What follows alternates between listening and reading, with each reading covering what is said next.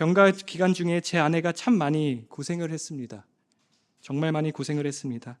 그런 아내가 어느 날 저에게 이렇게 말했습니다. 여보, 좀 나가요. 집에만 있지 말고 한 바퀴 산책이라도 하고 좀 와요. 조금씩이라도 몸을 움직여 운동을 하라는 아내의 애정이 담긴 잔소리였습니다. 애정이 담겼습니다. 저는 그렇게 믿고 싶습니다. 그런데 요즘은 생김새도 비슷한 딸이 잔소리에 동참합니다. 아빠, 그러면 안 돼. 뜨거운 건 천천히 먹어야 돼. 차가운 물은 안 돼. 아빠 옷 입어. 추워. 아빠 운동해야 돼. 진짜. 잔소리가 귀엽습니다.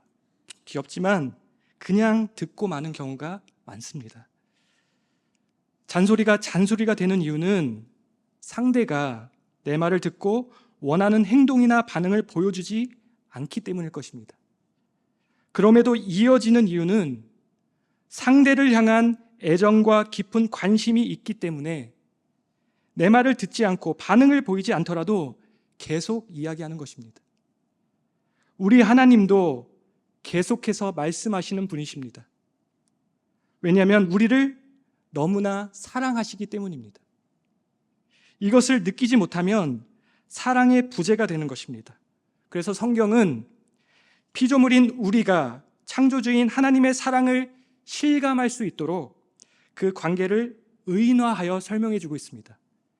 요즘 우리 공동체가 함께 살펴보고 있는 호세아서에서는 남편으로서 아내를 사랑하듯 그 사랑을 말해주고 있습니다. 아가서를 보면 사랑에 흠뻑 빠진 여린 관계로 그 사랑을 말해줍니다. 신약에서는 신랑과 신부의 관계로 우리를 향한 하나님의 사랑을 설명합니다. 그리고 아버지와 자녀의 관계로 그 사랑을, 우리를 향한 그 사랑을 하나님께서 우리에게 보여주십니다. 이렇게 우리 모두를 너무나 사랑하시는 하나님께서는 때로는 잔소리처럼 들릴 수 있지만 우리에게 지속적으로 말씀하십니다. 왜요? 우리를 위해서입니다. 우리를 위해서. 사랑하시기에 우리가 길과 진리 생명이신 주님만을 붙들고 그 가운데 우리의 영혼이 호흡하기를 원하시기 때문입니다. 우리의 영혼이 평안하고 범사에 잘되고 강건하기를 우리 주님이 원하시기 때문입니다. 마치 아버지의 심정으로 잔소리를 하십니다. 부모의 잔소리야말로 정말 애정이 담긴 것이지요.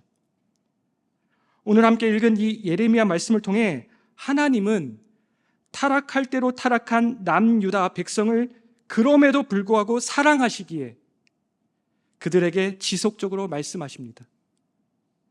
애끓는 심정으로 끊임없이 말씀하십니다. 오늘도 하나님께서는 말씀하고 계십니다. 하나님은 그 말씀을 통해서 우리를 변화시키기 원하시고 새로운 모습으로 우리가 나아오기를 원하십니다. 그런데 문제는 우리가 그분의 말씀을 못 듣는 것에 있습니다. 또 듣더라도 못 들은 척하기에 우리의 삶이 변화되지 않고 여전히 죄 많고 연약한 모습이 있는 것입니다. 사랑하는 여러분, 여호와의 말씀은 하나님의 자녀들을 향하여 지속적으로 주어지는 것입니다. 여호와의 말씀은 이스라엘 백성을 향한, 그리고 더 나아가 이 자리에 있는 우리 모두를 향한 하나님의 사랑의 표현인 것입니다. 성경에 여호와의 말씀이라는 표현이 몇 번이나 나오는지 제가 검색해 보니까 대략 670번 정도 나옵니다. 그런데 이 여호와의 말씀이라는 표현 대부분이 하나님의 언약을 떠나 죄악 가운데 있는 이스라엘 백성을 향한 하나님의 심판을 선포하고 있는 선지서에 집중되어서 나오고 있습니다. 이사야서에는 33번, 에스겔서에는 151번, 그리고 이 예레미야서에는 무려 241번이나 여호와의 말씀이다 라는 표현이 나옵니다. 여호와의 말씀이다. 그런데 이렇게 많이 나오면 뭐합니까? 애끓는 여호와의 말씀을 들었다면 하나님의 택하신 자들이었던 이스라엘 백성들은 마땅히 하나님 앞에 자신들이 저지른 악한 일을 회개하고 하나님을 진노케 한 우상 숭배의 죄를 그 즉시 끊어내어야 했습니다.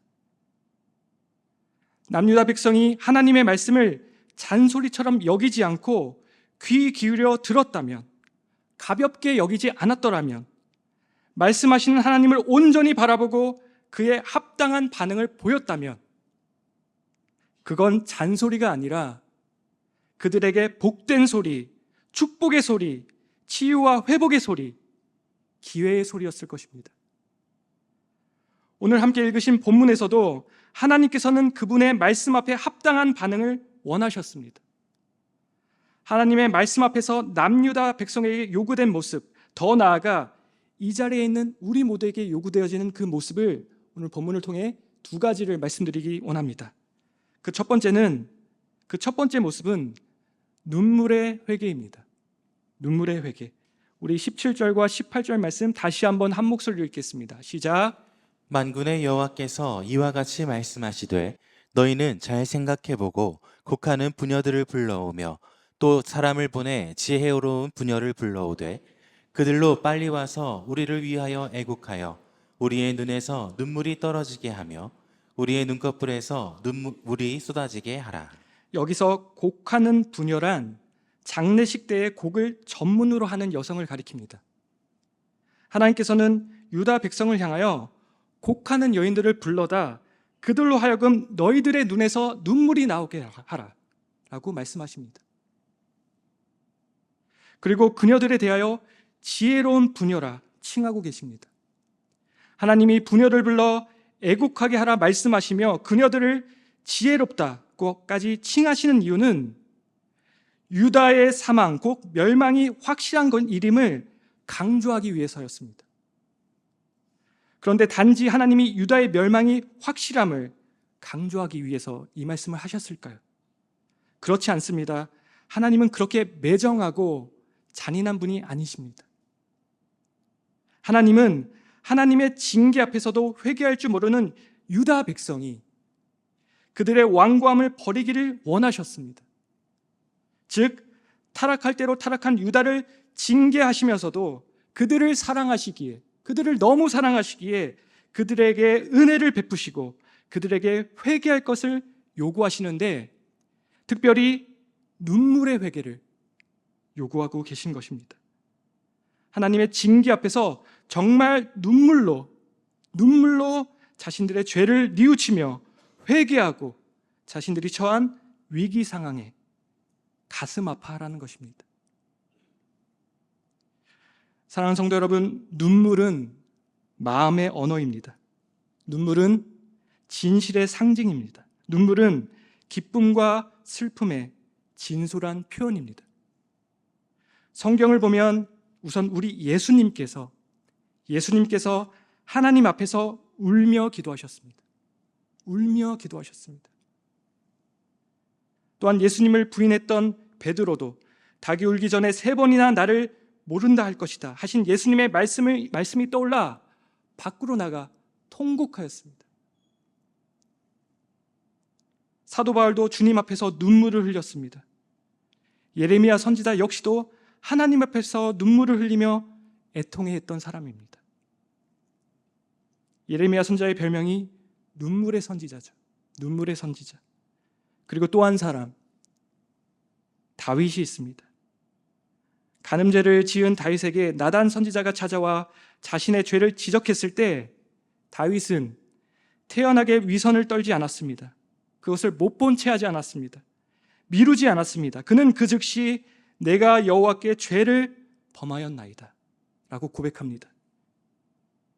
그리고 이렇게 고백합니다. 우리 시편 6편 6절에서 8절 말씀 한 목소리로 읽겠습니다. 시작. 내가 탄식함으로 피곤하여 밤마다 눈물로 내 침상을 띄우며 내 요를 적시나이다. 내 눈이 근심으로 말미암아 쇠하며 내 모든 대적으로 말미암아 어두워졌나이다. 악을 행하는 너희는 다 나를 떠나라. 여호와께서 내 울음소리를 들으셨도다. 다윗은 자기가 범한 죄 때문에 그리고 죄값으로 당하는 환난 때문에 평생토록 죄를 회개하며 눈물을 흘렸습니다. 사랑하는 여러분, 하나님께서는 우리의 눈물의 회개를 보시고 큰 사랑으로 위로해 주시는 분이십니다. 믿으십니까? 아멘. 회개의 눈물을 흘리는 자들을 하나님께서는 결코 멸하지 않으시며 회복의 날을 작정하시며 그날에 진정으로 웃을 수 있도록 우리를 이끌어 주십니다. 그런데 제가 지금 눈물만 흘리면 모든 것이 다 용납된다는 말씀을 드리는 것이 아닙니다. 오해하지 마십시오. 또 반대로 눈물이 없다고 해서 문제가 되는 것도 아닙니다. 저도 눈물이 별로 없었습니다. 하나님께서는 마음에서 우러나온 진정한 회개, 진실된 고백을 원하신다는 것입니다. 우리 요엘서 2장 12절에서 13절 말씀 한 목소리로 읽겠습니다. 시작. 여호와의 말씀에 너희는 이제라도 금식하고 울며 애통하고 마음을 다하여 내게로 돌아오라 하셨나니 너희는 옷을 찢지 말고 마음을 찢고 너희 하나님 여호와께로 돌아올지어다. 아멘. 요엘 선지자는 이스라엘 백성에게 여호와께로 돌아오라고 호소하면서 말합니다. 너희는 사람들의 눈을 의식하여 옷만 찢는 형식적인 모습이 아닌 마음을 찢는 진실된 마음으로 진심으로 뉘우쳐 여호와께 돌아와라. 금식하며 가슴을 치고 눈물을 흘리라 말합니다. 사랑하는 여러분, 신앙생활에서 중요한 것 가운데 하나가 하나님을 향한 진실된 고백입니다. 바라기는 이 자리에 계신 모든 분들이 우리의 진실된 회개의 고백을 원하시는 주님 앞에 진실되고 겸손함으로 나아감으로 주님의 회복과 새롭게 하심을 누리시기를 주님의 이름으로 축복합니다. 거룩하신 하나님 앞에 섰을 때 드러나는 우리 안의 죄악들을 저를 포함하여 못 본 채 하지 마십시오. 미루지 마십시오.